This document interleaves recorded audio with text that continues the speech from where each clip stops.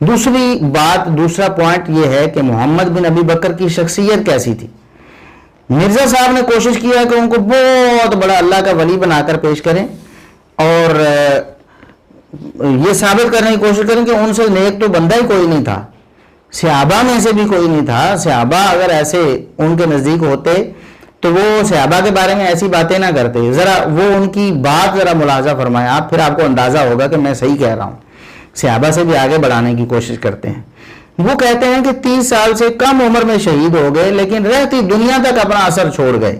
محمد بن ابی بکر کی بات ہو رہی۔ اللہ تعالیٰ ہمیں ایسے نیک بندوں کا ساتھ نصیب فرمائے۔ صرف 30 سال کی عمر میں وہ شہید ہوئے لیکن آتی دنیا کے لیے اپنا اثر چھوڑ گئے۔ اللہ تعالیٰ ان سے راضی ہو، قیامت والے دن اللہ تعالیٰ ہمیں ایسے اپنے نیک بندوں کا ساتھ نصیب فرمائے۔ سیدنا معاویہ رضی اللہ عنہ کا ساتھ کبھی انہوں نے مانگا ہے اللہ سے، حالانکہ وہ بالاتفاق صحابی رسول ہیں اور جنت کی بشارت پانے والے ہیں اور بہت سارے فضائل و مناقب محمد رسول اللہ صلی اللہ علیہ وسلم کی زبانی، بلکہ قرآن کریم میں بھی اللہ رب العزت نے جو صحابہ کے فضائل بیان کیے ہیں تو سیدنا معاویہ رضی اللہ عنہ پر صادق آتے ہیں، لیکن کبھی انہوں نے نہیں کہا کہ اللہ رب العزت ہمیں سیدنا معاویہ رضی اللہ عنہ جیسے نیک لوگوں کا ساتھ نصیب فرمائے۔ وہاں بغض ہے، وہاں عداوت ہے، نعوذ باللہ۔ ان کی تو جنت کو ماننے کے لیے بھی تیار نہیں، اس کی بھی نفی کرنے کے لیے ایڑی چوٹی کا زور لگاتے ہیں، بودھی تعویلیں کر کے صحیح بخاری کی اور صحیح مسلم کی حدیث کا انکار کرنے کی کوشش کرتے ہیں جس میں نبی کریم صلی اللہ علیہ وسلم نے جنت کی بشارت دی ہے۔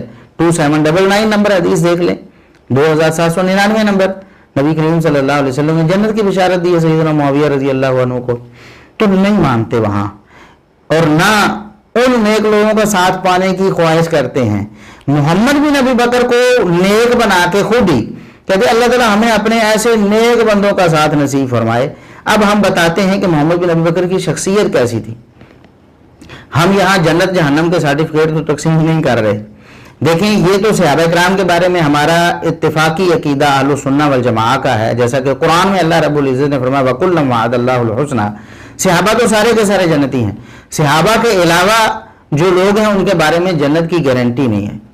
ہاں نیک لوگ بھی ہو سکتے ہیں، برے لوگ بھی ہو سکتے ہیں، جنت میں بھی جا سکتے ہیں، جہنم میں بھی جا سکتے ہیں، موحد ہیں تو جہنم میں جا کر بعد میں جنت میں آ سکتے ہیں۔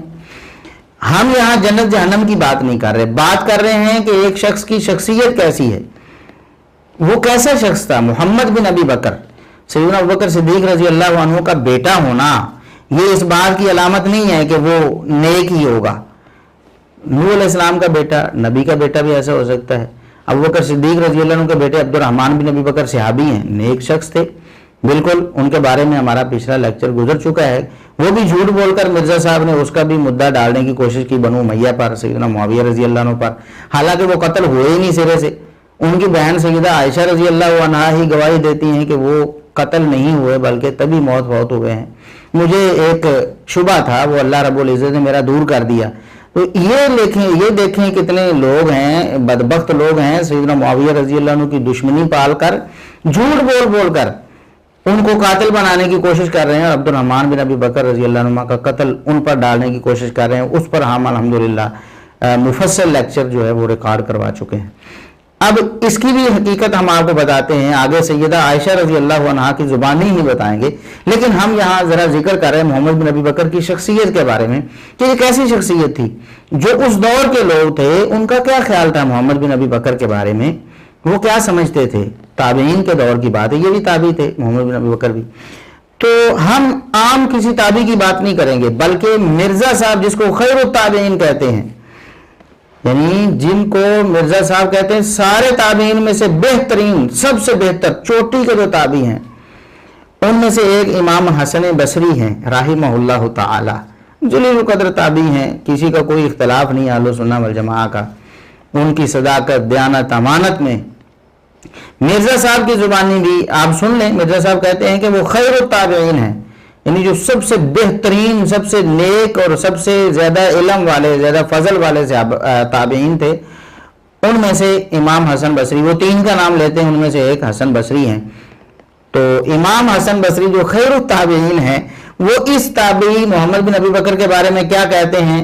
الطبقات الکبریٰ ہے امام ابن سعد رحمہ اللہ تعالیٰ کی، جس کو طبقات ابن سعد کہتے ہیں اردو میں، اس میں روایت ہے صحیح سند کے ساتھ इमाम इब्न साद रहमहुल्लाह ताला फरमाते हैं अखबरना अमर इब्न आसिम अल-कलाबी काला अखबरना अबुल अशहबी काला अखबरना हसन। अब दो वास्ते हैं दरमियान में इमाम हसन बसरी और इमाम इब्न साद के दरमियान। अमर बिन आसिम अल-कलाबी सिका हैं, उनके उस्ताद हैं अबुल अशहब, वो भी सिका हैं। अबुल अशहब बयान करते हैं हसन बसरी से और अखबरना कहकर, हालांकि अबुल अशहब तो वैसे भी मुदल्लिस नहीं है, लेकिन फिर भी वो अखबरना कह रहे हैं कि हसन बसरी ने हमें ये बात बताई। अब उस रिवायत में अल्फाज क्या, वो पूरी रिवायत हम आगे जिक्र करेंगे जहां पर उसका मौका होगा। यहाँ हम सिर्फ मोहम्मद बिन अबी बकर की शख्सियत के बारे में बात करते हैं। वो फरमाते हैं कि उखिज़ अल-फासिक इब्न अबी बकर, मोहम्मद बिन अबी बकर जो है ना फासिक शख्स था, उसको पकड़ लिया गया। पकड़ कर क्या हुआ वो आगे हम बताते हैं। काला अबुल अशहबी, अबुल अशहब कहते हैं वकान अल हसन ला युसम्मीहि बिस्मिहि इन्नमा कान युसम्मीहि अल फासिक।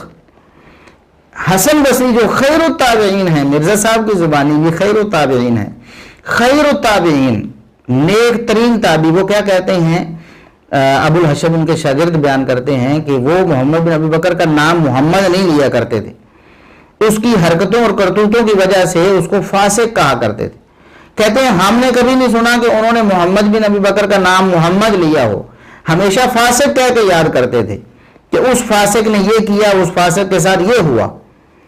अब आपको अंदाजा हुआ होगा कि मोहम्मद बिन अबी बकर जिसको ये नेक तरीन शख्स बनाकर अल्लाह से उसका साथ नसीब करने की दुआ कर रहे हैं, वो मोहम्मद बिन अबी बकर क्या शख्सियत है उसकी।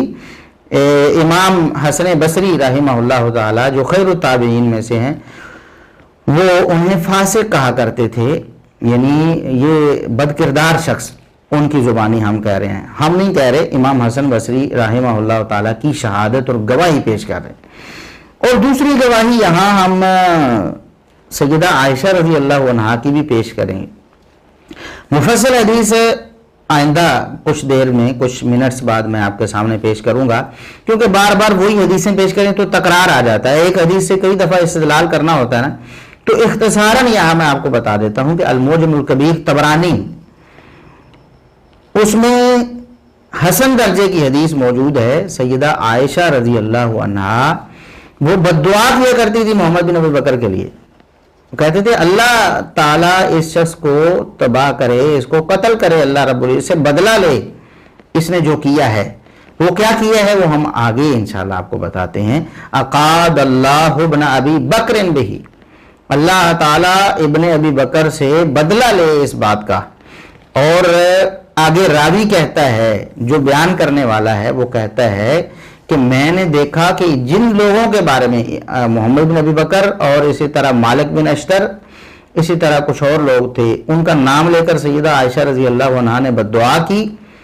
और वो कहता है कि मैंने देखा सबको बद्दुआ लगी सैयदा आयशा रज़ी अल्लाह अन्हा की, मोहम्मद बिन अबी बकर को भी बद्दुआ लगी कि वो कत्ल हुआ।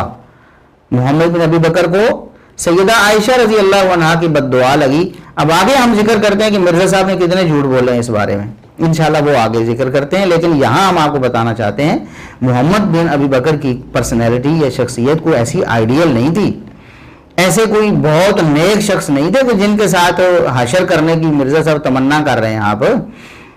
वो खैरुत ताबीन के नज़दीक फासिक और अपनी बहन सैयदा आयशा रज़ी अल्लाह अन्हा उम्मुल मोमिनीन आयशा सिद्दीक़ा ताहिरा मुताहरा रज़ी अल्लाह अन्हा, उनके बकौल वो अच्छे शख्स नहीं थे, बल्कि वो बद्दुआ करती थी उनके लिए कि अल्लाह रब्बुल इज़्ज़त इनसे बदला ले, इनको अल्लाह रब्बुल इज़्ज़त इबरत का निशान बनाए लोगों के लिए। और वो उनकी बद्दुआ पूरी हो गई।